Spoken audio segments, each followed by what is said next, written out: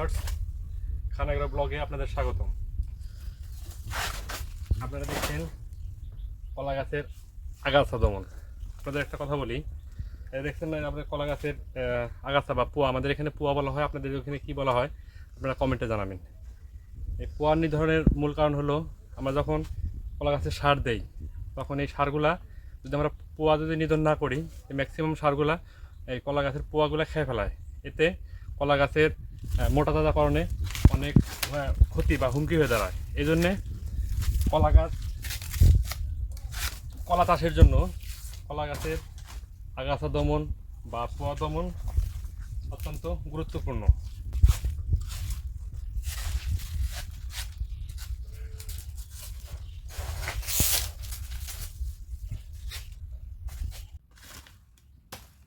Viewers, please subscribe my channel